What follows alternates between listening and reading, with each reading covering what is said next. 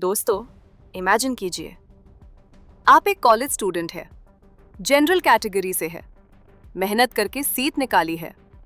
एक दिन आपका किसी से एक छोटा सा आर्ग्यूमेंट होता है और अगले ही दिन आपके हाथ में एक सस्पेंशन लेटर होता है। रीजन, आप पर डिस्क्रिमिनेशन का एलिगेशन लगा दिया गया है। और सबसे बड़ा ट्विस्ट, अगर वो कंप्लेंट 100% झूठी भी निकले तो कंप्लेन करने वाले का कुछ भी नहीं बिगड़ता।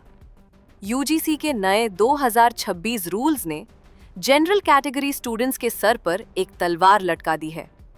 आज पॉइंट पे आओ पर पर्दा उठाएंगे इस वन साइडेड लॉ से, जिसे स्टूडेंट्स खुद लीगल वेपन कह रहे हैं।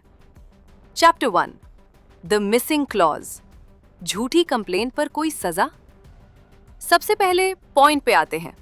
किसी भी फेयर लॉ का एक बेसिक प्रिंसिपल होता है, अगर आप गलत इल्जाम लगाते हैं तो आपको सजा मिलेगी। लेकिन यूजीसी के इक्विटी रेगुलेशंस 2026 में एक बहुत बड़ा गैप नजर आता है। ड्राफ्ट रूल्स में फॉल्स कंप्लेन पर पनिशमेंट का प्रोविजन था, लेकिन 13 जनवरी की फाइनल नोटिफिकेशन में वो क्लॉज गायब हो गया। इसका मतलब समझ रहे हैं? अब किसी के पास एक ब्लैंक चेक है, पर्सनल दुश्मनी निकालने के लिए किसी भी जनरल कैटेगरी स्टूडेंट पर कंप्लेन करो। अगर कंप्लेन सही निकली, आप गए, और अगर कंप्लेन झूठी निकली, तब भी कंप्लेन करने वाले का कुछ नहीं होता। ये जस्टिस है या फिर injustice? Chapter 2, the 24 hour trap. इस नए रूल में स्पीडी जस्टिस के नाम पर एक नया ट्रैप सेट किया गया है। हर कॉलेज में एक इक्विटी कमेटी बनेगी। रूल कहता है, कंप्लेन मिलने के 24 घंटे के अंदर एक्शन शुरू होना चाहिए। अब जरा सोचिए, इतनी जल्दी में प्रॉपर इन्वेस्टिगेशन होगी या सिर्फ प्रेशर में डिसीजन? बिना पूरी बात जाने कॉलेज किसी भी जनरल कैटेगरी स्टूडेंट को सस्पेंड कर सकता है या हॉस्टल से निकाल सकता है। क्यों? क्योंकि अगर कॉलेज ने एक्शन नहीं लिया तो यूजीसी उस कॉलेज की फंडिंग रोक सकता है। कॉलेज को अपनी फंडिंग की चिंता है, आपके करियर की नहीं। चैप्टर 3, डेफिनेशन में जनरल कैटेगरी कहां है? दोस्तों, रूल्स की डेफिनेशन ध्यान से सुनिए। यूजीसी के अकॉर्डिंग विक्टिम वही माना जाता है जो एससी, एसटी या ओबीसी कैटेगरी से हो।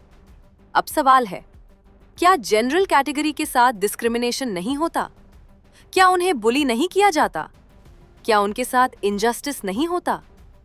लेकिन इस लॉ में जनरल कैटेगरी के लिए कोई क्लियर सिक्योरिटी नहीं है। ये लॉ इम्प्लिसिटली मानकर चलता है कि जनरल कैटेगरी स्टूडेंट सिर्फ गलत करने वाला हो सकता है, विक्टिम नहीं। इसी इम्बैलेंस की वजह से अब सुप्रीम कोर्ट तक में इस रूल को चैलेंज किया गया है।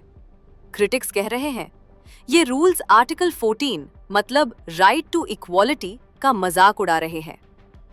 चैप्टर 4, इक्विटी स्क्वाड, कैंपस या जेल।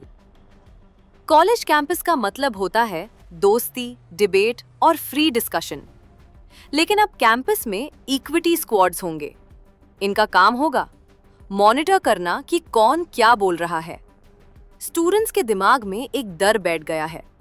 अब कैंटीन में बैठकर मजाक करने से पहले 10 बार सोचना पड़ेगा, क्योंकि एक जोक, एक सेंटेंस या एक मिसअंडरस्टैंडिंग सीधा सस्पेंशन या क्रिमिनल कंप्लेंट तक जा सकती है।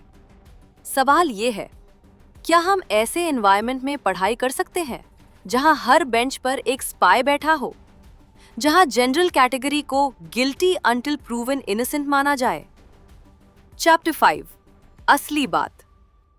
सोशल जस्टिस जरूरी है, इस पर कोई डिबेट नहीं। लेकिन जस्टिस तब होता है जब लॉ सबके लिए बराबर हो। एक ऐसा सिस्टम जहां फॉल्स कंप्लेन करने वाले को कोई नुकसान ना हो और जनरल कैटेगरी स्टूडेंट बिना गलती के परेशान हो, वो सिस्टम देश को आगे नहीं पीछे ले जाता है। इस रूल पर आपका क्या रिएक्शन है? क्या आपको लगता है ये रूल्स मिसयूज होंगे? कमेंट करके अपनी राय जरूर बताएं। ट्रेंडिंग मुद्दों पर पॉइंट की बात करने के लिए सब्सक्राइब कीजिए पॉइंट पे आओ चैनल को। मिलते हैं अगले ब्रेकडाउन में।